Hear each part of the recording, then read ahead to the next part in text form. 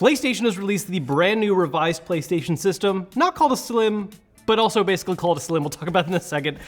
These were kind of just released out of nowhere. There was no pre-order process. I didn't even see them on PlayStation's website until you could just straight up order and buy them to ship. So I ran to the store this morning and got one. So this is actually one of 2 different bundles that you can grab right now. This one has Spider-Man 2, the other one has Modern Warfare 3. One thing that I find interesting about this, before we get to opening it up, is the fact that while yes, there has been kind of a price increase for these models, the Slim line is $450 now instead of $400. This one is still $500. At the moment, it actually is kind of at a slight discount. They are only available in these game bundles. There's no system by itself option. So you're getting a free game at the moment. That's probably gonna change eventually. We'll probably see systems on their own and they'll still keep that price point. But clearly this is kind of a way to help keep people interested in this one over maybe grabbing the original still, especially if they're at a lower price point. Also, real quick look at the box. This is a smaller box because the system itself is also a little bit smaller than the original one. One of my favorite things about this one is that we still got that 8K badge, which someday might mean something. Doesn't yet. By the way, this is basically the start of PlayStation season. There's a lot of hardware coming up, like the PlayStation Portal. We're getting the PlayStation Pulse Explorer not long after that. I'm picking all this stuff up and planning on covering it. So if you don't want to miss out on that content, make sure to subscribe and hit that bell icon. All right, let's open this up. Okay, we got the regular, this is the usual for PlayStation. You have the plain white box inside of the, what do we got inside? Cables. Y'all have seen HDMIs before, you know what that looks like. We got the controller, a piece of packing material that fell off the front of the desk, or was that actually something? What was that? That's the stand. The stand! I almost lost the plastic stand. This is so tiny, I can't. I've like held off watching other people unbox these because I really wanted to soak in this part of the experience myself as far as just setting it up in the sideways mode. Regular DualSense in the same traditional white color. Just get to it, you know? This is, it's been really infuriating seeing some of the conversation about this system, because I've seen people talk about how it's not really that much smaller, or wow, this is a lot smaller. And a lot of that has to do with what perspective you're looking at it, because where it's smaller is very important. This is honestly, in my mind, definitely smaller than the older one. I'll put them side by side a little bit to illustrate what I'm talking about here, but there we go. So let's just take it in for a second. Obviously, this is the disc model of the system because we have the disc slot right here. They taped it down, so I can't take the covers off just yet. Ooh, this is a detail I didn't notice before. On the bottom side here, you actually have an upraised PlayStation symbols from the buttons. That's actually a really nice little detail. I had not seen that before. I don't know how much I'm gonna like that as much. Well, I guess it doesn't matter when it's on its side. That's gonna be at the bottom, so you're not gonna see it. Oh, are these meant to be feet? I guess those are actually meant to be the feet when it's sideways. Huh, that's kind of smart actually, I like that. One of the other big differences between this and the current model, it stands up fine by itself. But I already need to spend $30 for a stand. I'm still gonna spend $30 for a stand. One of the things that is different about this, aside from the segmented look, is the fact that similar to the original PS4, we are doing that double duty of matte and gloss at the same time. Gloss on these top covers, matte on the bottom ones. Personally, I'm a fan.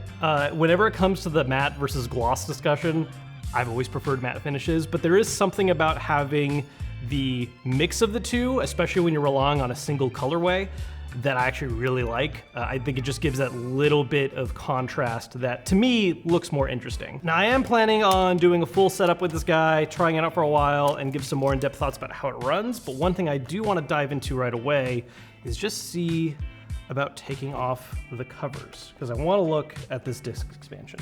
I don't know when it fell down, but at some point, Spider-Man 2. So, I understand why, like, for collector's editions and stuff now, it's digital only because they don't know if someone has a digital only system or a physical system. But I really wish that if I was buying a bundle with a disc-based system, they would just give me a disc-based version of the game. Like, I get it, it's simpler this way. They just have the codes, they put in all of them. I 100% get it. I just wish that it wouldn't be this way. Am I about to read instructions for a console for the first time in, like, not as long as I'm gonna joke. Ah, okay, so it's the front now, like this. I don't think that's necessary. I don't know if that's the same for everything, but oh, that's actually that's a very simple feeling mechanism once you know where you need to pull from and apply pressure. So there is our disc reader.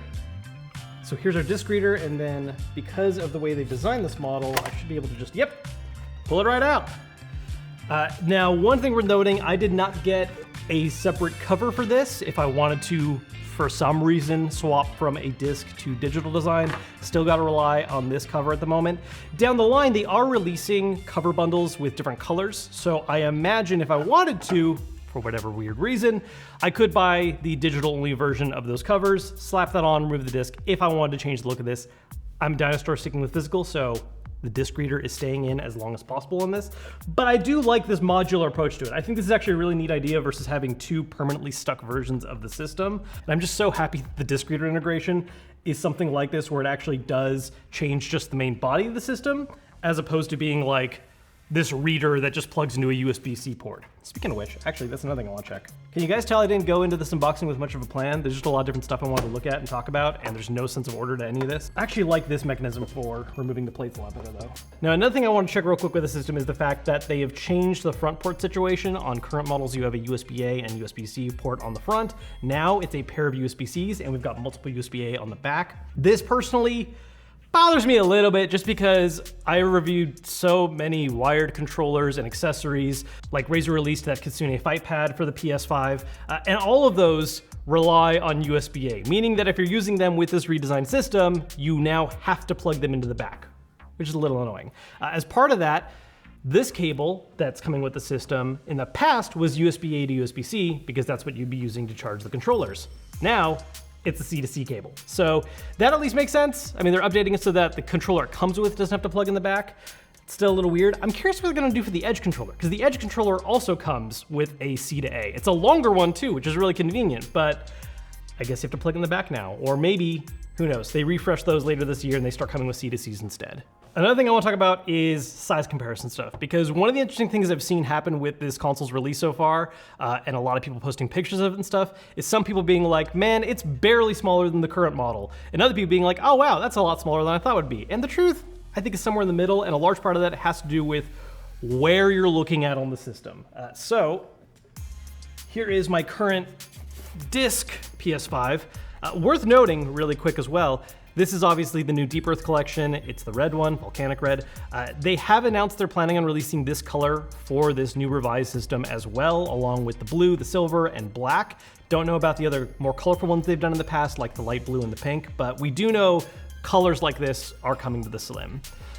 So when you look at these side by side, right, this way, like the width, sure, pretty similar. This looks a little thinner, but not by much. Height-wise, it's a little shorter, but not by much. And so when you have them side by side like this, it's like, yeah, it's really not that much smaller.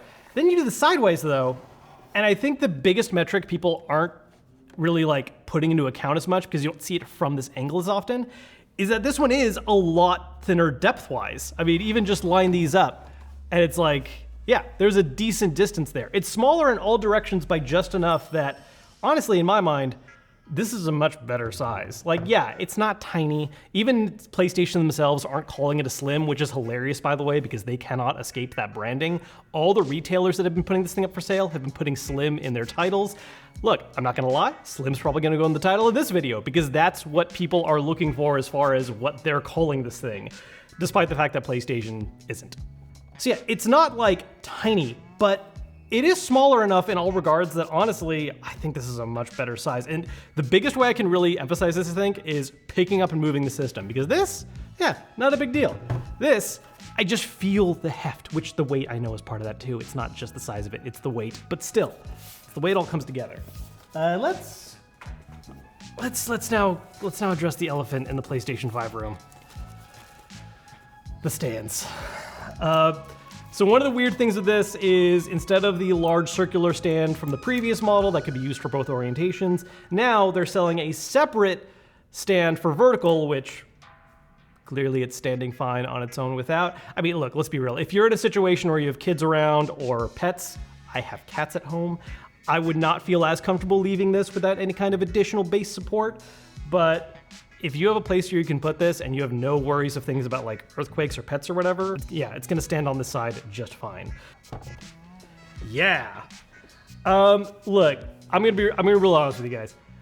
I don't hate this as much as I've seen some other people hate on it. Like, it's a little silly. It's a little ridiculous looking. I think my biggest headache with it really is that in my case, I have been known to swap the orientation of my system pretty often because I'm doing different sets, I'm moving systems around a lot, and with the kind of person that I am very prone to lose things.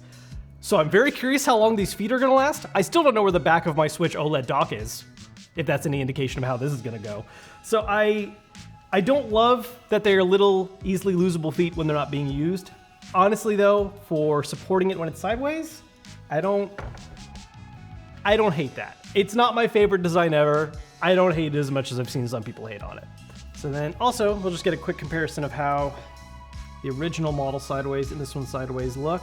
Yeah, guys, I don't know, like it's not tiny, but I definitely think this is a noticeably smaller size than the original, in my mind. I don't know. Some people have been like, man, it's basically the same size. It's really not. I don't know where you're getting that from. Can you stick it on top of the other one? I mean, the feet are gonna burp. This is a terrible idea, but I've done it.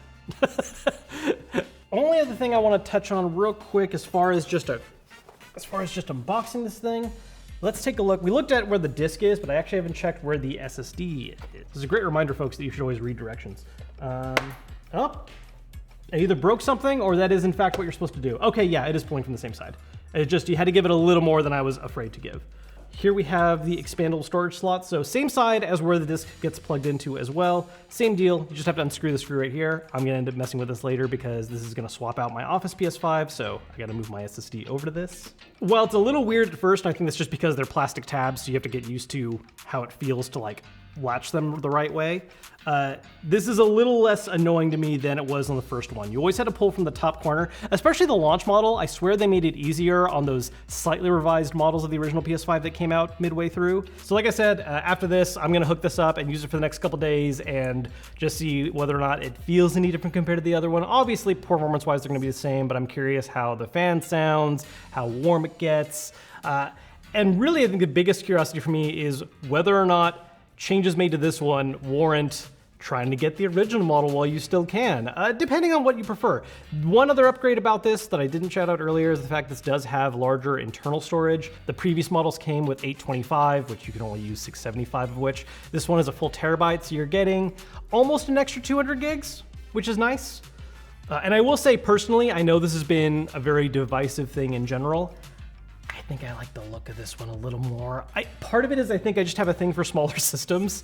When I think back to some of my favorite designs, I go all the way back to like the PS1, not the original PlayStation 1, but like the cool little tiny one that you could get the attachable screen to. I think making a system a little smaller and a little more trim tends to make it look better in my eyes. I kind of like the dividing line here as well. Again, I know it's kind of a divisive thing, but I think I like this one more, at least visually. But yeah, if you want to see those more full thoughts along with coverage of a lot of other PlayStation hardware, I'm planning on reviewing the Portal. I also ordered the Explorer headset. There's a lot of stuff coming up. So if you want to make sure you don't miss out on that content, subscribe, hit the bell icon so you don't miss out. If you enjoyed this video, hit the thumbs up button to let me know, and I'll see you guys later.